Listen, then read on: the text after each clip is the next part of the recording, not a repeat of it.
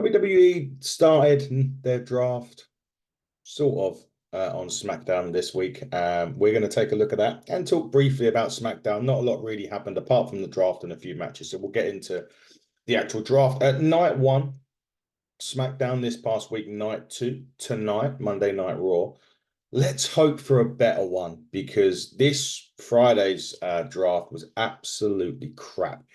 And I think we should have, when the commentator, I think it was Corey Graves said, it's sometimes more important to protect the people that are already on the brand rather than get new ones in. That kind of set the tone for a real disappointing start to the draft. You just let us know what you think below in the comments as well.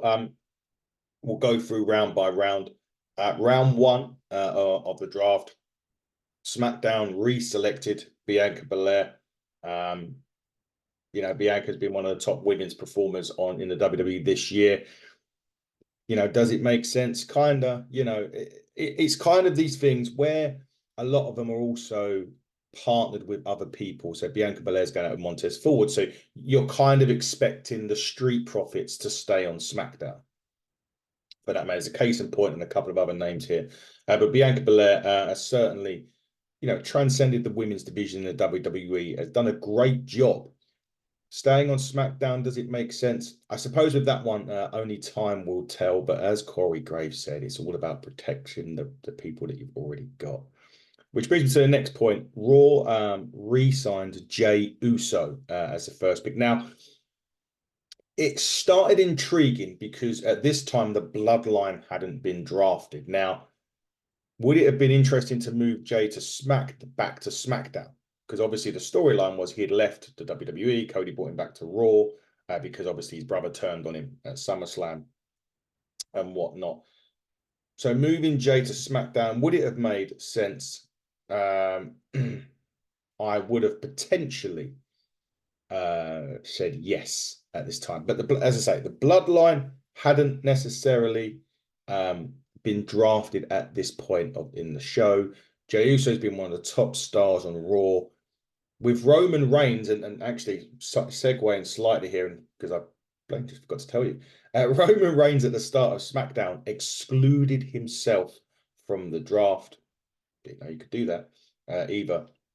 But he did. He excluded himself from the draft, so he's not participating, which I don't know whether that means he's on SmackDown. I don't know whether that means that he's technically a free agent and can go anywhere. I'm not quite sure the actual ramifications of Roman Reigns becoming ineligible for the draft, whether that means he stays or swaps between the two.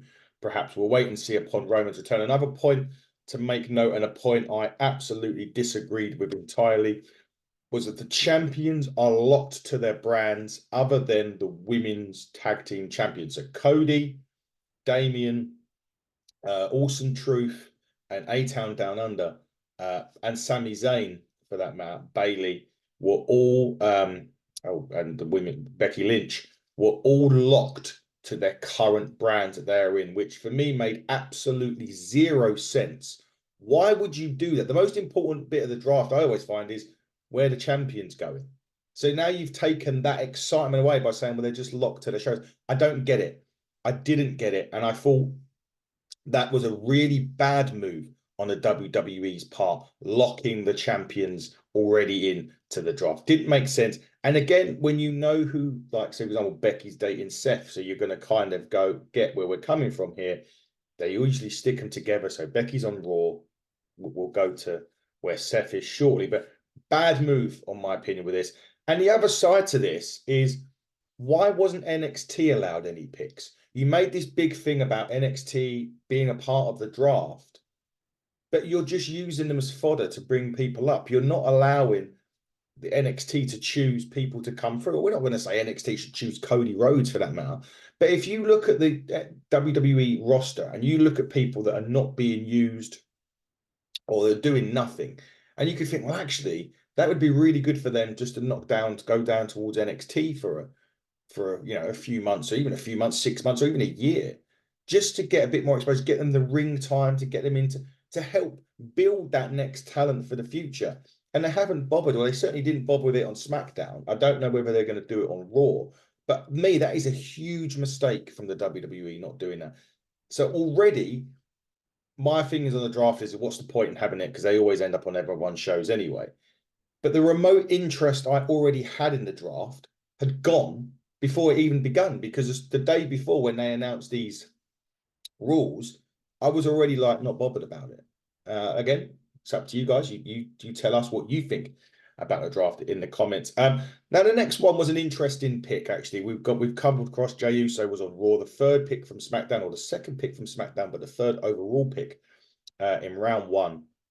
SmackDown chose Carmelo Hayes. Now, Carmelo Hayes had kind of been on SmackDown anyway. They'd already started introducing like Dragon Lee and people like that into the mix, and Carmelo was one.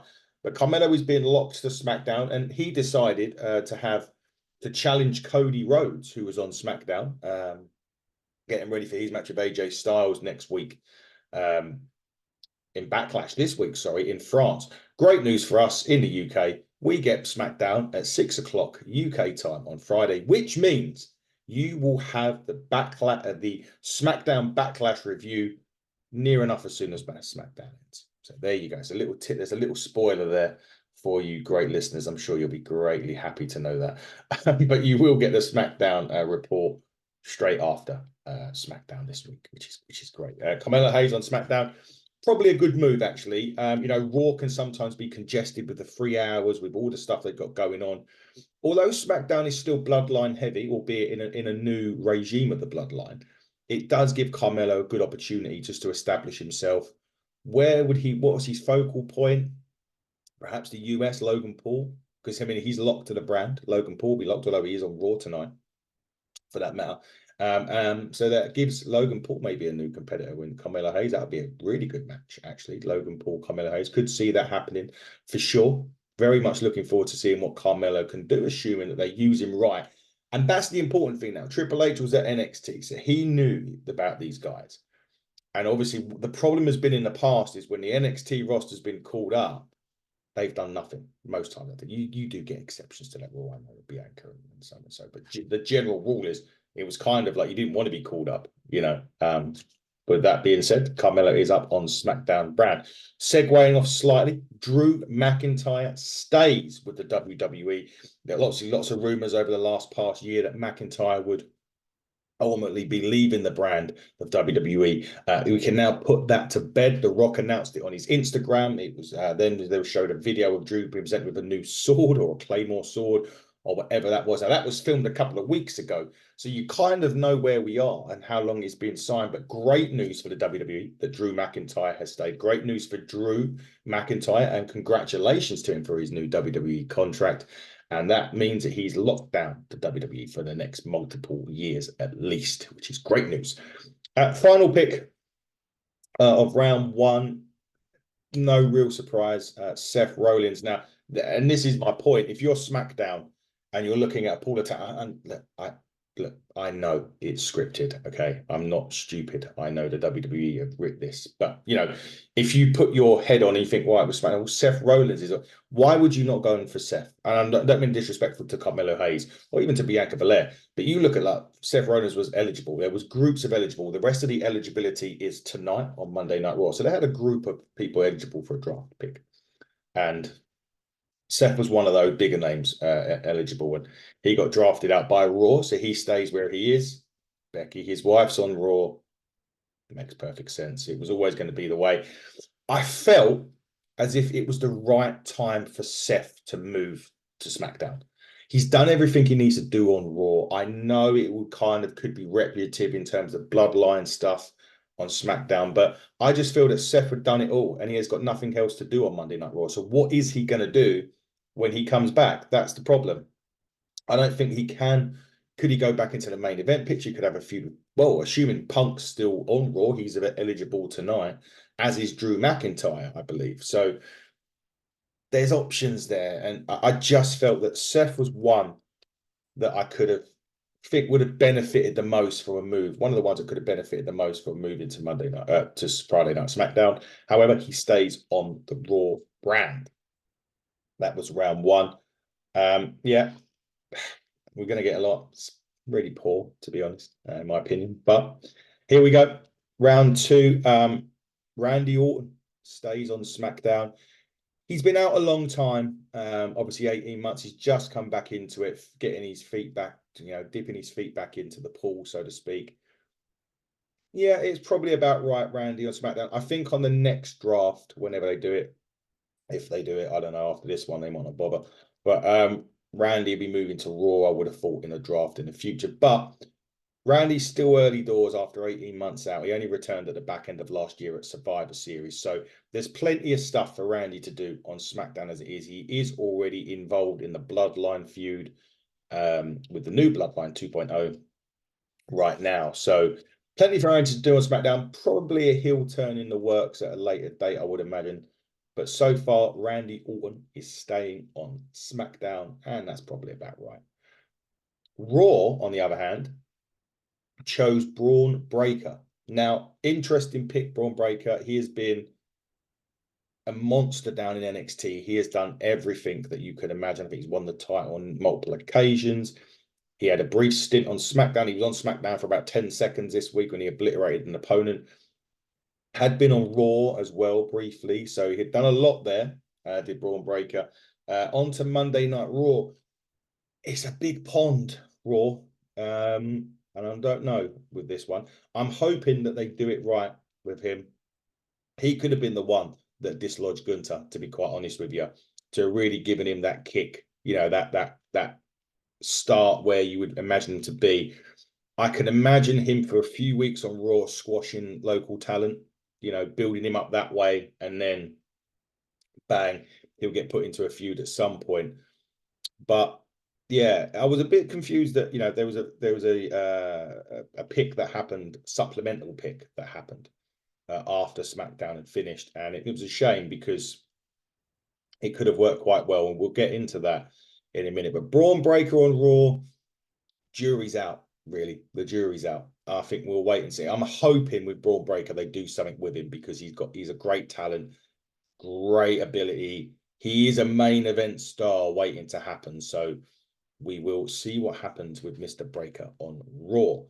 Finally, there was a move on SmackDown that changed the face a little bit. SmackDown decided to pick a Raw star. I mean, this is a draft at the end of the day. You can pick people from the other brand. And SmackDown chose Nia Jax. I think that is a great pick. And people can slate Nia Jax for ring work and all of that stuff. But this is what I mean by freshening up the roster. It doesn't necessarily mean calling people up. It means getting people onto a new brand. Nia Jax on the SmackDown brand, I think, will work perfectly. There's a lot going on that brand at the moment, and currently is still. I mean, Jade Cargill is still there, obviously eligible today. Have a feeling that she may be on her way to Monday Night Raw, to be fair, and that could be the replacement for Nia Jax, placement for Jade Cargill, Nia Jax. But nevertheless, Nia Jax on SmackDown makes the world of sense, and that could be a really, really good move that the WWE have done in this draft. One of only few at the minute. Nevertheless, we will wait and see what happens to Nia Jax. But I personally feel that is a good move for both the SmackDown and for WWE to freshen up the SmackDown women's roster a little bit. So I think it's a little bit thin. So that's a good move. Raw re-signed Liv Morgan. I think storyline purposes wise makes a ton of sense. She's doing this Liv Morgan revenge tour. She has injured champions along the way. She had just lost the Battle Royal to Becky Lynch. So I'm assuming the reason why she's staying on Raw is because Becky's on Raw and they can continue that feud on a bit longer. Liv obviously had her injury and her issues last year as well. She's not long been back. I think Rumble was Liv Morgan's return. So Liv's got a lot of stuff to be getting on with on Raw. So I think that one, as much as I'm not enjoying the fact that they're selecting the same people, that one makes sense from a storyline perspective. And I'm really keen to see if Liv Morgan gets an injury-free run where she can take this Liv Morgan revenge tour, and will it lead to another women's championship? We will find out. That was round 2 of the draft. Now we move on to round 3. SmackDown chose LA Knight. Yeah, I don't know with this one. Like I think WWE dropped the big time ball with LA Knight. I'm not saying he should have beaten Roman by any stretch of the imagination, but while he was hot, he should have won a championship. He didn't. And that really, I think, derailed momentum. Losing to Roman, I don't think derailed it, but they don't. What they could have done was having lost to Roman and win the US title the next time they were out there. Would have made perfect sense to him to do that. Instead, they put him in a feud with AJ Styles, which didn't really, no one really give a shit about it, let's be honest. And I think with LA Knight, the move to Raw might have actually done in the world of good. As we already said, though, Raw is a 3-hour show. There's a lot going on. You could get lost in the shuffle on Monday Night Raw. Nevertheless, sometimes a change that freshens up the branding a little bit may have worked better if they'd done it with LA Knight onto Raw. Again, let us know what you think. But LA Knight stays on SmackDown. What does the future hold? Well, the good news is obviously SmackDown now has a permanent champion. It's not a part-time champion like Roman now. Cody Rhodes will defend the title quite a lot, I would imagine, in his run, however long that may be. So I'll be interested with this to see where LA Knight goes and how, well, if he gets any form of title, if he gets that momentum back on track, which has really, boom, dropped off the edge of a cliff since SummerSlam, in my opinion. But LA Knight, SmackDown stays. Another one staying on their brand is Ricochet. Ricochet is the new WWE Speed champion, by the way. If you don't watch WWE Speed, it is live on X every week. 3-minute matches. They had a tournament. Ricochet won it. I can't remember who he beat in the final, but it was a good match, actually. So good that I can't remember. It might have been JD McDonough or something along those lines. Yeah, really good match on that with Speed. Ricochet on Raw, I don't know. I see, this is where I would have said, when I was talking about NXT getting picks earlier, that would have been one of my picks to go to NXT. But again, knowing that Ricochet is dating Samantha Irvin, who does the ring announcing on Raw, keeping them together makes a lot of sense, unfortunately. But I would say not unfortunately, because you do have to take in consideration these guys travel around the country week in, week out. I mean, they're going to France as well. And, to be away from your loved one longer than necessary. So I do get it. I just think that Ricochet could have done with a move, but I would have personally put Ricochet back down in NXT to have some really kick-ass feuds down there. And I think it would have suited him as well. And he wouldn't have to travel too far. He's only going to Florida, wherever that is, every week, where the NXT is. I know that they branch out for their pay-per-views, but they don't quite branch out into new places for the shows yet. So in my view, that would have worked a lot better for that. But Ricochet is on Raw. Now, the next pick for SmackDown was another stay, and it was the Bloodline. The Bloodline consisting of Paul Heyman, Solo Sikoa, and Tama Tonga. For now, they are on SmackDown. It does, mate. It would have been interesting had Jay had been drafted or they had been drafted to Raw. Jimmy Uso is out with an injury at this time as well, so we don't know how long Jimmy's going to be out for.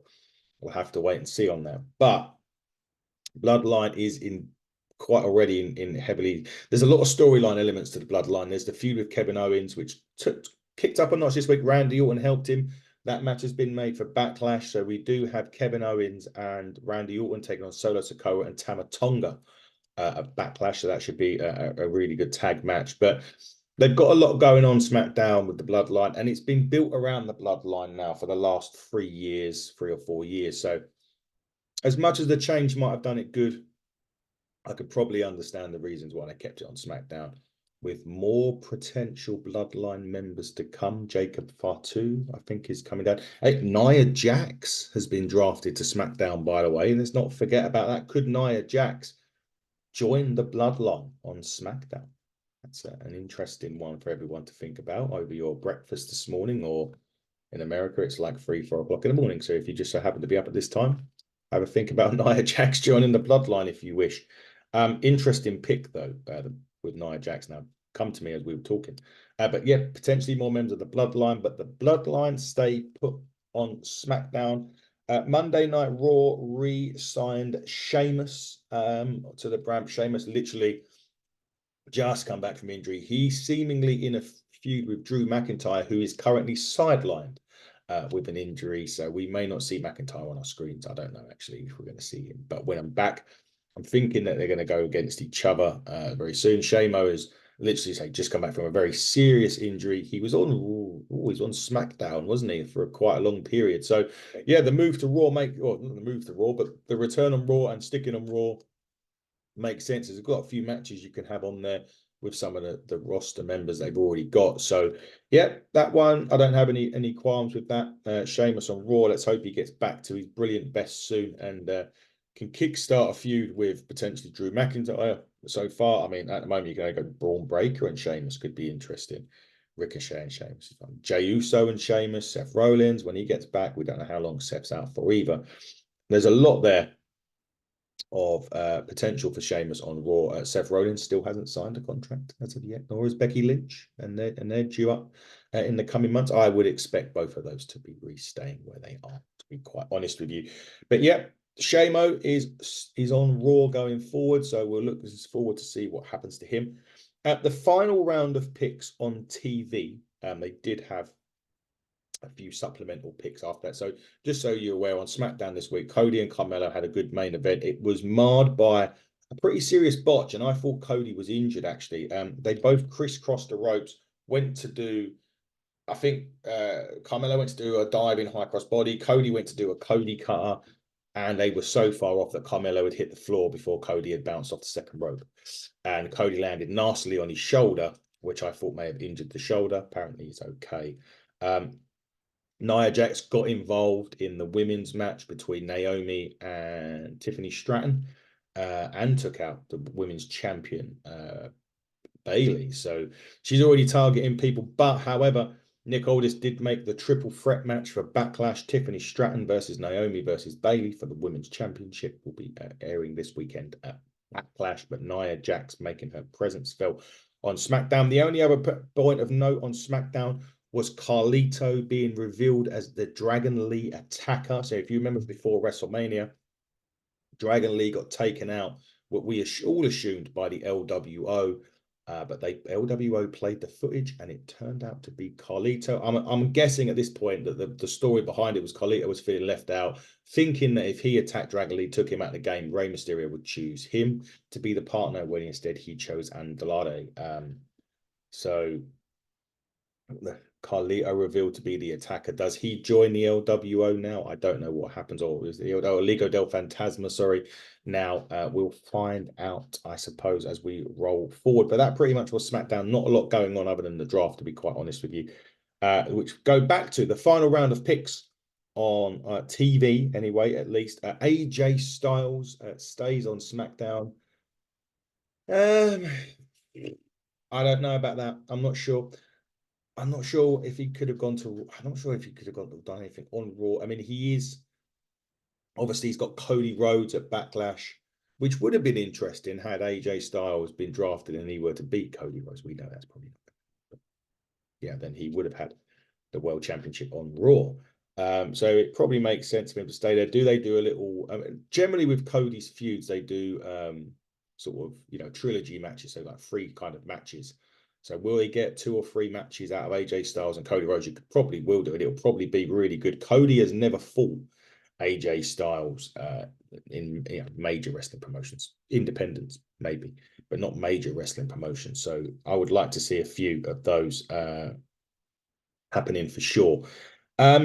Following that, the American Alpha, Chad Gable, Otis, Maxine Dupree are staying on Raw.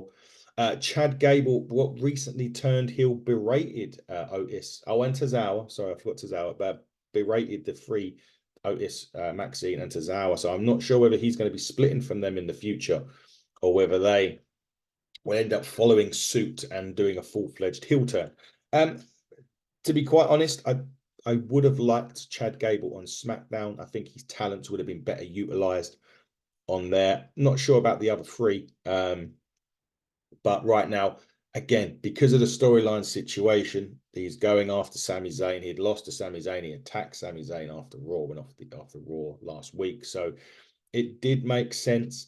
I just think I would have preferred Chad Gable at least to go to SmackDown and have the other 3 maybe leaving on Raw. But we'll find out if they follow suit, if they really want to join Chad Gable on this new attitude of Chad Gable, or whether Chad Gable's going to go it alone. I personally would prefer the second option, Chad going alone as a heel. But nevertheless, Alpha Academy on Raw. Now, one pick that again makes sense in the grander scheme of things, storyline sense, relationship sense. But SmackDown has technically pinched Andrade El Idolo from Raw. Andrade returned at the Royal Rumble, went onto the Raw brand briefly. He is now on the blue brand going forward. We already said the storyline, the LWO, Liga del Fantasma, Carlito attacking Dragon Lee, Ray bringing Andrade in instead of maybe using Carlito in the match at WrestleMania. There you go. There's your storyline already in. But you could argue, could Andrade be doing the whole 180 and actually join a Liga del Fantasma in the end? Who knows? There is obviously Charlotte Flair out with injury at the moment, but she is currently on the SmackDown brand. I don't think she's eligible for the draft. So you would imagine that Charlotte Flair would settle straight back in on SmackDown, where her husband is right now. But Andrade, SmackDown, probably works actually. He was never used right in the first place in WWE. He was never really used in AEW. So he's back on WWE TV.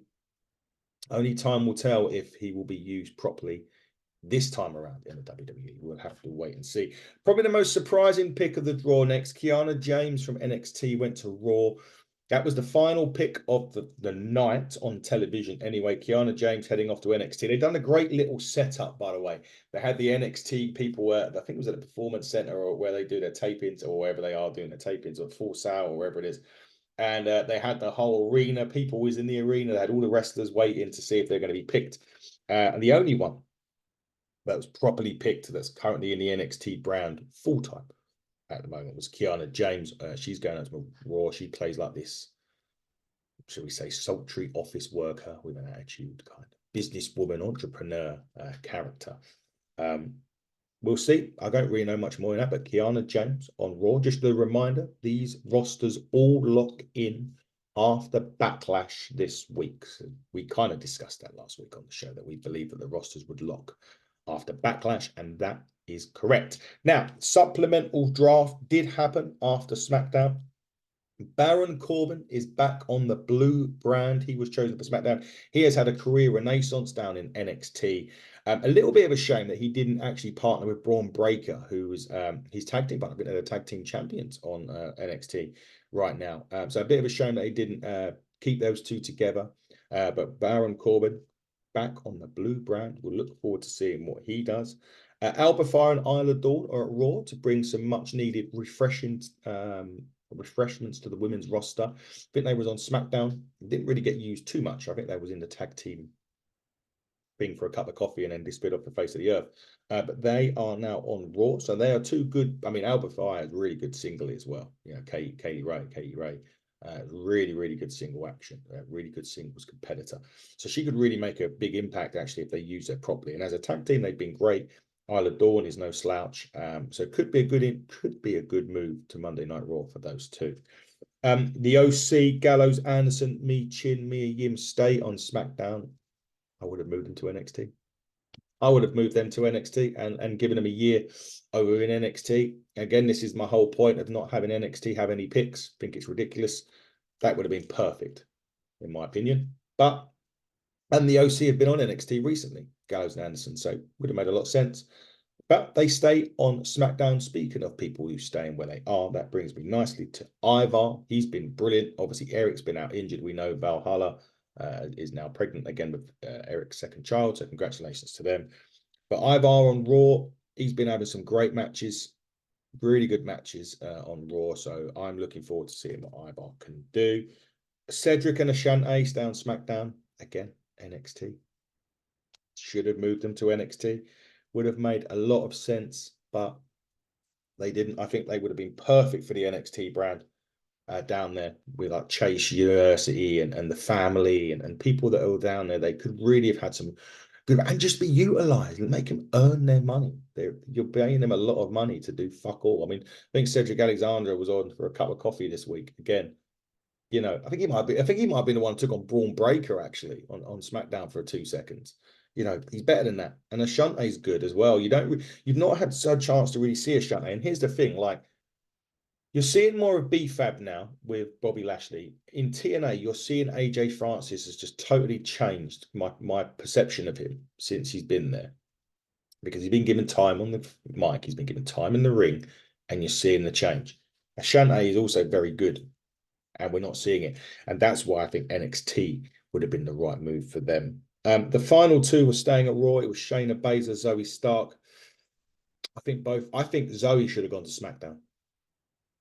I think Zoe, I know Shayna's been on SmackDown before. Shayna stayed on Raw, will fine. Zoe Stark probably would have been better moving to SmackDown, but nevertheless, they gets picked on Raw, and that was the full night one draft. If you want to call it a draft, you can. Big points for this week. I'd like to see Bronson Reed go to SmackDown. I think that would be a great opportunity for him to, really get, Cody Rhodes is champion there, the world champion. You've got, obviously US champion will eventually change from Logan Paul. There's more opportunities, I think, for Bronson Reed to go on SmackDown than there was on Raw. But we'll find out on Raw tonight. The draft night 2 continues. Hopefully, it'll be a lot better than night 1. I'd like to see superstars actually swapping brands and staying on the ones that they are. But so far, really underwhelming.